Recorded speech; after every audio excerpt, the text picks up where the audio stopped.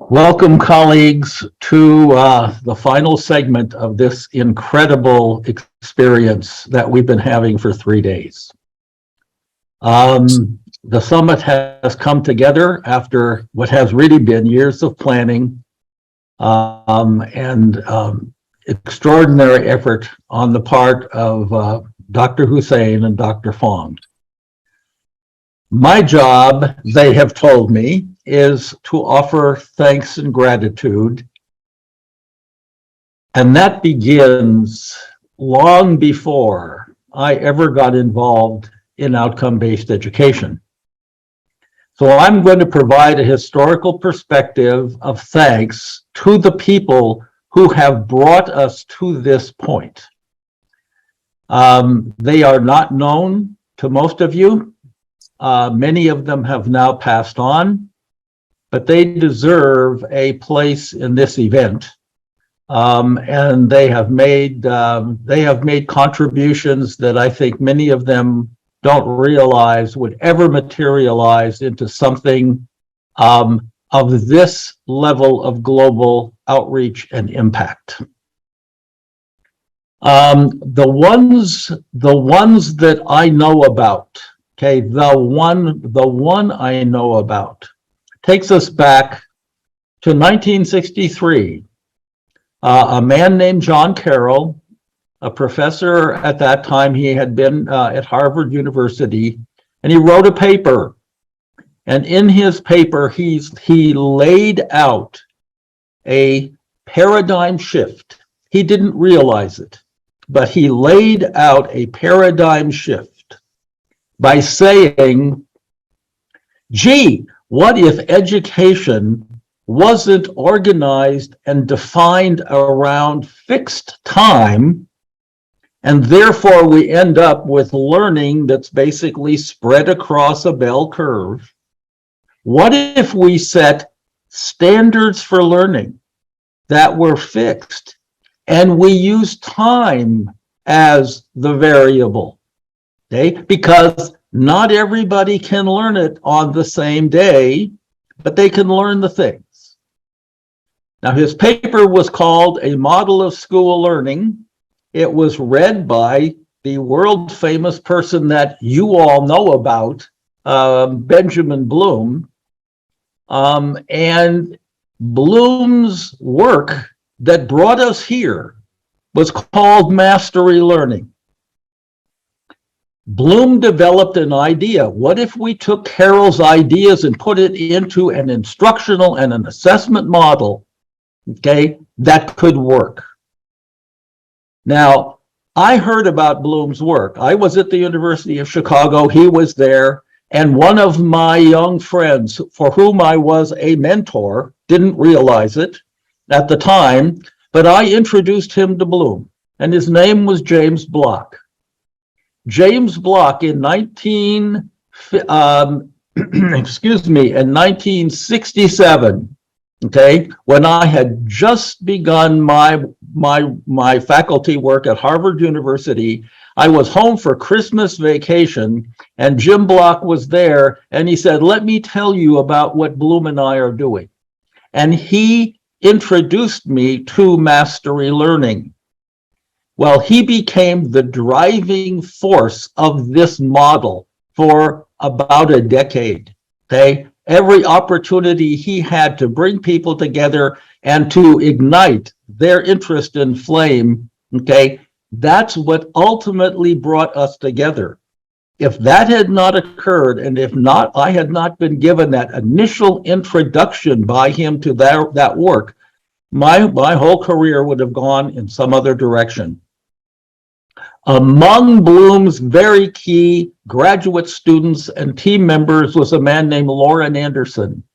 And you see Loren's name now in the revision of the original Bloom's cognitive taxonomy. But Loren had then some graduate students and other contacts. And one thing and another led to the formation of a couple of meetings that we all agreed to come to. All right. And out of that, I met new colleagues. And the most important of them to me was a man named Dr. John Champlin.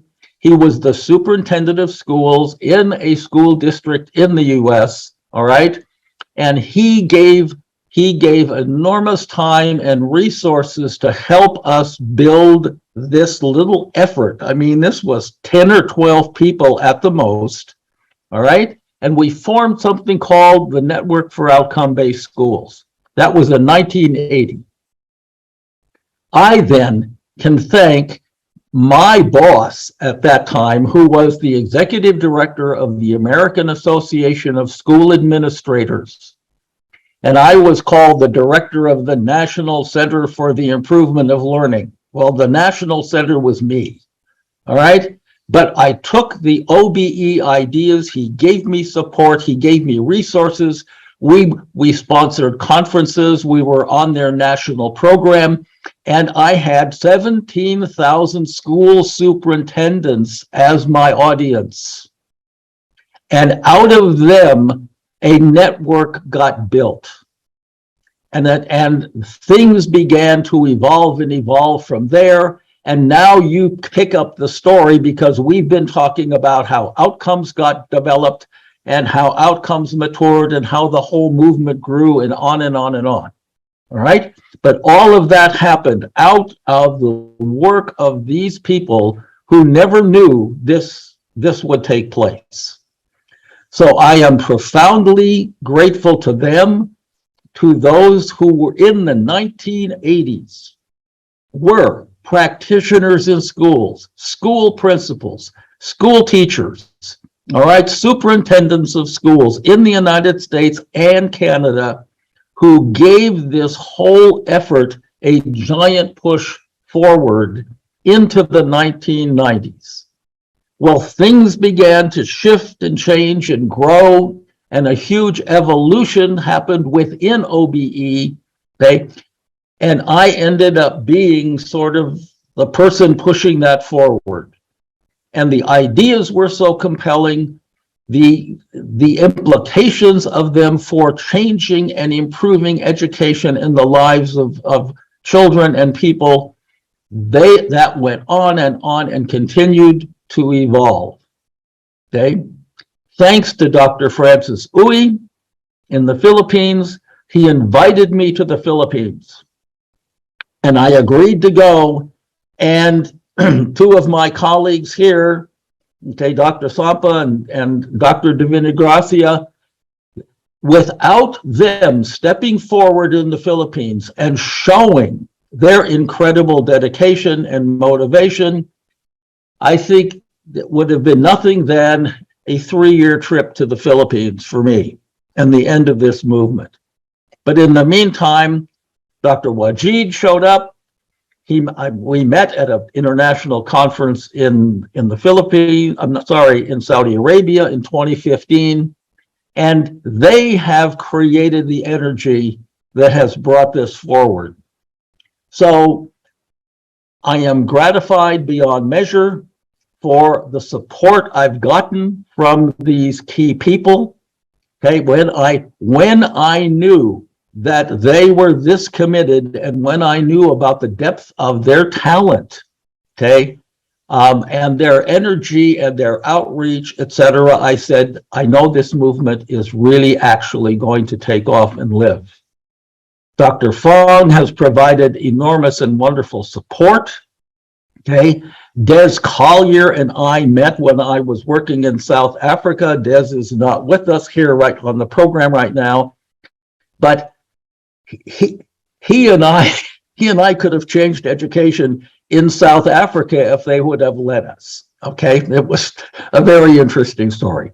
So I am here to express gratitude to these people and the enormous role that they have played in allowing this incredible concept, which has evolved and evolved and evolved and evolved, because they're creative, they evolve, all right? It's going to continue to evolve and spread. And my gratitude to all of them is absolutely profound. Thank you, colleagues. Thank you. Thank you.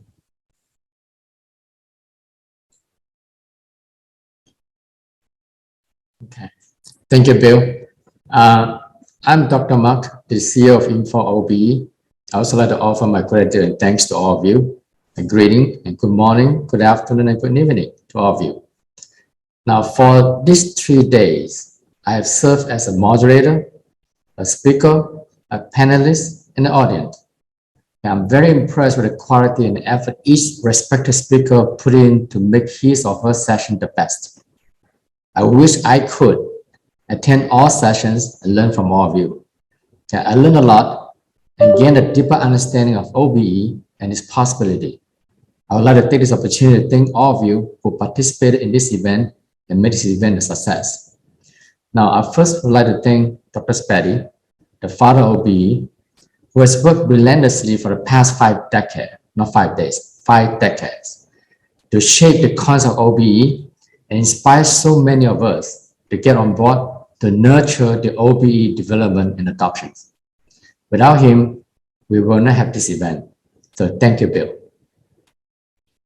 Now, OBE Virtual Summit 2022 has taken us 2 years of preparations, many discussions, and also many disagreements, a lot of sweat, and a lot of rethinking among us.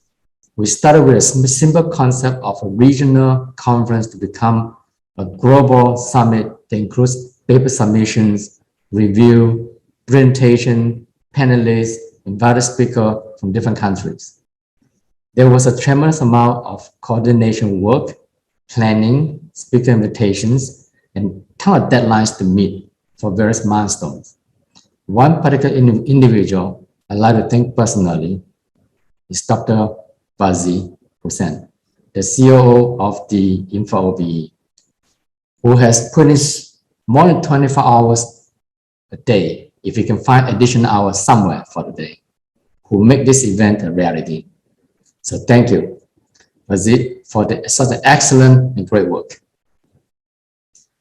Now, I also like to thank the core team of Info OBE, Elias, Collier, Sampa, Lovella, Divinagracia, who contribute to the planning, ideas generations, and lengthy discussion on issues, and help define the topic and themes for the summit.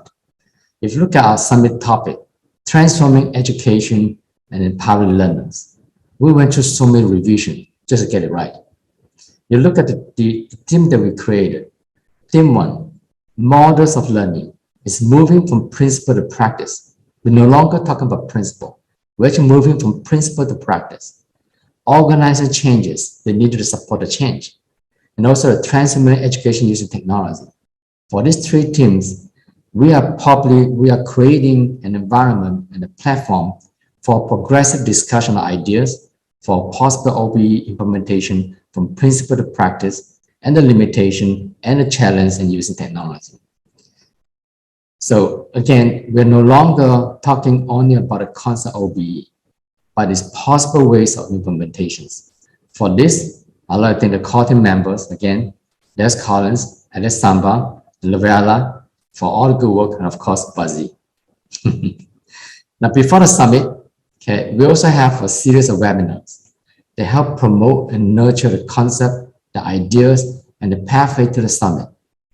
I'd like to say thanks to all the foreign individuals who offer the webinars that make this a possible pathway to the summit. Dr. William Spady, Dr. Wajid Hussain, and Dr. Lovella, Divinagracia, and Dr. Lindsay Connor, Dr. Elias Sampa, Dr. Mahesh Agawa, and Dr. Rona Cavedo. And those are individuals donated his time and her time to make the seminar a success. Now, I must emphasize that the Info OBE Bangladesh chapter organized this series of webinars at UIU. So many thanks and appreciation to the hard work done by the Bangladesh chapter at UIU for their effort and dedications to promoting and making the webinar series successful. Many thanks also go to the Bangladesh chapter for organizing a press release in Bangladesh in July 2022. Now, I would also like to thank and appreciate the great effort by the Info OBE India chapter at Lords, the Institute of Engineering and Technology in Telangana, to organize a press release to promote the summit and the OBE in July 2022. Now, the regional chapter has been vital partners in our OB work and are critical in bringing awareness and nurturing OB adoption in the regions. We look forward to your participation and welcome you to become a regional chapter as well. Now, this virtual summit could not be successful without a dedicated keynote speakers, panelists, and respected speakers. I thank each one of you who dedicated your time to this event. Thank you very much to all of you. Now, last but not least, all the staff members working very hard behind the scene to ensure the smooth operation and keep technical difficulty down to minimum. Very good job, and thank you to you all. With this, I thank you again for your participations. I'm honored to be a part of this event, to enjoy the fruitful presentation and discussions with all of you. Thank you. Thank you very much, Dr. Fong.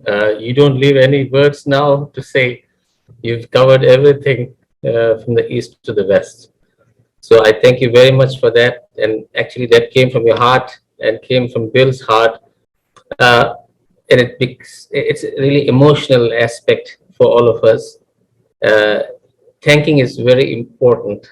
Thanking is what actually creates, contentment, gives recognition, brings love, harmony together. And a core aspect of our belief is even God tells us that you cannot thank me until you thank yourselves. You cannot thank me until you thank creation. So we have to be thankful for our parents. We have to be thankful for our elders, our society, and for all the loving humanity around us.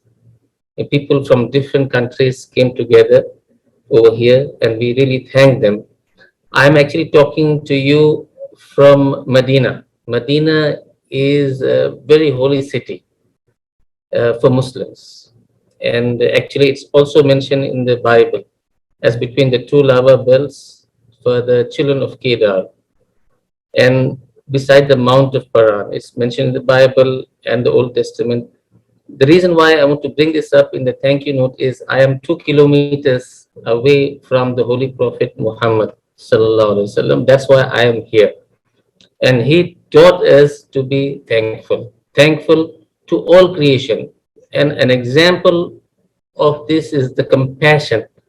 If you have compassion, you will be thankful. If you don't have compassion, you will not be thankful. So the Prophet Muhammad Sallallahu Alaihi Wasallam, he went to a city Taif, which is a few hundred kilometers from here, wanted to call the people to a faith. They started stoning him. So he walked for miles, was stoned and walked, and in blood all over his body. But what did he do? He prayed. God guide them. God forgive them. God teach them to be thankful to you and forgive us. So thankfulness is inherent to humanity. And I want to thank every one of you who have made this possible, who have made us to be here. And there is a lot of energy in all of us. And this energy has to become positive. When we say positive, everyone is like a flower. Every flower is a different color. Every flower is a different fragrance. Only if there is a negativity, we look at negative things. No, we have to start searching for positive things in each other. And then we will get the thanks. Everyone has something beautiful in them. Every human being, every creation has some beauty and some greatness and some qualities. So we want to thank all of you. I want to be specific now. There are people actually who helped us. I want to move away from our core group and our staff. And I want to thank people who joined us as plenaries and as keynotes. I want to thank Professor Ronald Harden from the Association of Medical Education Europe to be very graceful to join us and to be with us, a great personality, a pioneering figure in medical education, who is actually a disciple of Professor William Spady. I want to thank ABET CEO Michael Milligan who's been so compassionate. He gave a wonderful speech. It was about climate change, about the world, how it's changing. The weather is changing, flooding, there's fires. Who's going to worry about that? A beautiful topic. And he linked it with outcomes, that we have to make these outcomes to train our children, to train the whole of humanity that these are real problems that we have to fix and to attend to. And I'd like to thank Professor George Hu, a towering figure in education in the whole world, the founder of NILO, an emeritus professor of Indiana University, who's been very loving and kind and encouraging to be with us today. I'd like to thank Professor Lindsay Corner, a pioneer in digital technology, director of cognition education, and was also my PhD supervisor. So I'd really like to thank her greatly. And we like to thank Professor Fonso Falade. Professor Fonso Falade, he is the president of the African Engineering Association. Very compassionate individual, very loving. I have learned a lot from him. So he's been a great support for us. He's even joined us with a virtual booth and had always a hand of compassion with us. I want to give special thanks to Professor Hans Hoyer. Professor Hans Hoyer has opened all kind of links for me. He is the head of the IFES, International Federation of Engineers for Education. So he actually helped me to contact UNESCO, helped me to contact a lot of people, and he was a beautiful personality. When I sit with him, he talks about honesty and integrity. I haven't heard that in a while. So I'd like to really thank Professor Hans Hoyer, a wonderful individual. I want to thank all of the plenaries, who joined us, all of the keynotes, all of the panel sessions. Professor Dylan William, he's a world authority in assessment, very humbly accepted to be with us and very humbly adjusted to this very awkward timing to facilitate this whole conference. So these are names, and there are other names that if I forget them, I'd like to ask their apology. And the chapter of Bangladesh, Professor Hassan Sarwar, Professor Mutaharul, and Professor Muhammad Munir, we thank them for the dedication, for the consistency, the sincerity, and the efforts that they made. Remarkable. Without their efforts, we couldn't have one wing of this bird which is flying. The other is the Indian chapter, regional chapter, and my close friend, Mr. Tausif, the vice chairman, and his father, Mr. Basha. It was a lot of inspiration from them and openness from them that has made it possible to establish the regional chapter in India, to be able to reach out to so many in India, and to be able to reach out to towering giants like Professor K.K. Agarwal, the chairman of the National Board of Accreditation with 400 papers. I mean, I know about papers, but if I start counting his papers, I'll probably go old. So, and Professor Agarwal, he had the keynote today. Beautiful. I don't even see him seeing any slide or anything. He was just spontaneously free flow. Amazing, amazing person. Professor Anil Sahasrabudhe, he joined us in the panel session today, and these are very late timings for them. We really thank them. A great amount of input from them, and they are heading the National Education Policy in India 2020, competency-based, outcome-based, and we will probably have more meetings and with our counterparts. I also like to thank Dr. Prospero and Attorney Lily and all those who actually had intentions, and many of others who made intentions, but they were not able to attend due to some unforeseen circumstances. But we wish that all the best for you. We would like to thank you, and we would like to have more opportunities like this. And we pray for the best for the whole of humanity to come together, to get together as one family, and improve the quality of life on this planet for the rest of the time that we have. Thank you very, very much. And I pass it over to Professor Elias and then Lovella. Please, Professor Elias, if you would like to say something. Thank you very much. I would like to thank the team for putting up all of this to come to this point. And I would like also to thank all the participants, all the effort that have come in. So I would like to link this to the story of mine.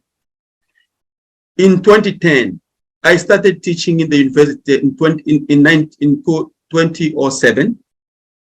And I realized quite a lot of problems that goes into higher education. In 2010, in the Philippines, the country elected one president by the name of Benigno Aquino. And President Aquino was very much committed to transform Philippine education. So he launched a legislative agenda to transform education. And part of that was to introduce outcome-based education. So being around, I was very busy with accreditation and all other stuff that we were doing in the country. And I started reading a lot about outcome-based education. And I was quite surprised that everything I read went back to our great Dr. William Spady, work that he did in South Africa and the work that he did in Australia. And I was working with Australian schools as well. So I was introduced to that concept of outcome-based education during that time. And I was doing quite a lot of things that I incorporated in my own teaching and running schools. Then somewhere around 2012, the law was made about outcome-based education. In 2014, I was giving seminars around talking about outcome-based education, which I was learning from the books. Okay.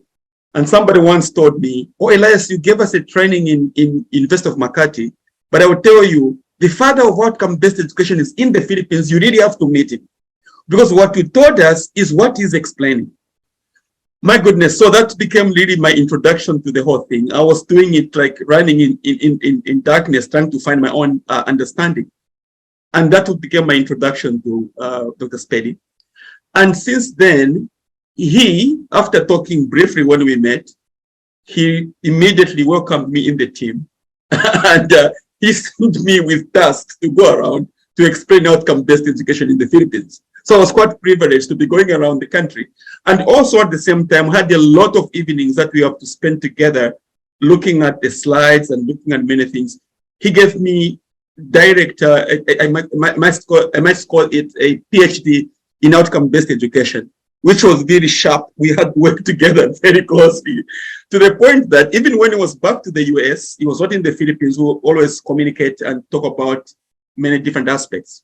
Now, one thing I would like to really emphasize here is that I saw one dimension about outcome-based education, constant evolving. I think he made that clear to me. Almost every time we looked at something and we talked to teachers who are really doing something on the ground, there was something that we discovered that needed to be improved upon. Something that we never thought before, but it just came to mind. That dimension is, I think, a very important characteristic of outcome-based education. It's evolving. We need to be conscious. It's not a one deal that it's bad if we package it, ready to go. We need to remain open to the evolution aspect of it, what is transforming. That has remained very important for me, and I think it has moved me in all different directions. I just entered into writing about research in education, and I think that the outcome-based education framework has helped me to look at how much we need to improve the quality of research we do in universities. And another dimension that I'm working on now has to do with explaining development in Africa, particular. The absence of outcomes has become responsible for the failures to solve many African problems and many developing countries. So for me, outcome-based education has become very much a working paradigm to almost examine every aspect of life and human experience. So I'm so grateful to Bill in this aspect, but I would also like to invite all of you, please move on to put whatever you have announced. Seminars don't change anything in the world. Conferences don't change anything in the world. Your papers that are wonderful do not change the world. You don't know any world that has been changed by a paper that is well presented in a conference. We need to go back to work. And as we work, we will discover more and we'll get much deeper. All the doubts that you may be having right now, you will overcome them. You become more clarified as time go by. We don't know where this is going to lead us, but we know it's a better option in our constant evolving education and in our constant evolving world. The message is clear, the principles are there, they seem to be quite constant based on my reflection and my experience. So I encourage you to really go back to your institutions and to your communities, attempt to implement what you have talked about. Just try it, okay? And if you try it, there will be problems, but try to fix those problems. And the moment you invite us to, to continue our relationship and our conversation, let's try to find ways on how to perfect it. It is a project in the making, but a very good one. It's a project that is going to elevate human consciousness and lead us into a new sphere of transformation and the better world that we all look for. Thank you very much for joining us, and thank you very much for embracing this option in life.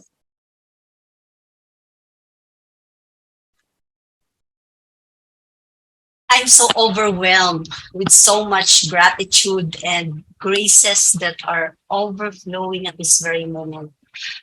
I did not even imagine that I am here right now with these very important people. I did not realize that I'll be here, and it's never my dream to to have this very huge responsibility in these 3 days and the days before during the preparation. I may say I want to thank the authority of everything, the author of life, the author of our existence. There's no amount of words that I can say to express my gratitude, because everything is a grace. If it's not for grace, this can never be possible. We are graced because the author of life, the author of our existence, knows what's in our hearts. He knows very well. And that is only to bring humanity to its proper place. And that's to reawaken again our hearts, our mind, and our soul. Looking at the giftedness of everyone who had presented from what humanity had done for how many centuries, I want to say thank you to our Creator. And most of all, I want to say thank you for meeting you all. Especially Dr. Spady, I did not expect that we are going to meet. And even before knowing really a lot of your work, I've been already, inspired and internally graced of this knowledge, this perspective that is being shared with you. The first time I met you, the first time I've heard from you, and now I'm looking at the wonders of what you have started. You have drawn to this kind of force, an internal force that is being backed up by the universe. We need the universal force. We need the force, the grace that comes from the universe, because we are human beings. We are the humanity that is given this great responsibility of taking care of what's around us. So I want to thank you all. I know how people work. I have observed how hard it is to put things together, to gather a lot of people, to meet minds, despite of our diversity, despite of our individuality, our uniqueness, our sometimes, yes, Max said, our disagreements, but there is always unity in diversity, I believe, because there is grace. There is divine grace, according to Wajid. So I hope that this is just the beginning. Our effort, our talents, our abilities to be used very well for the sake of humanity.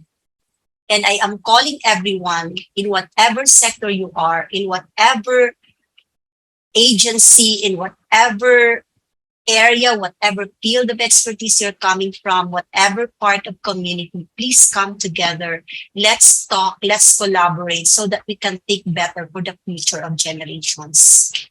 And so that we can really invite and become one with what the holy will of the universe is asking for humanity. Thank you very much. Thank you very much, Lovella. One, not last or not least, not even first, but it's the right time to announce that, is the professional development certificates will be available for you to click and retrieve. The button is right on top next to view events or lobby. And from there you can get these nice, beautiful certifications for attending the summit.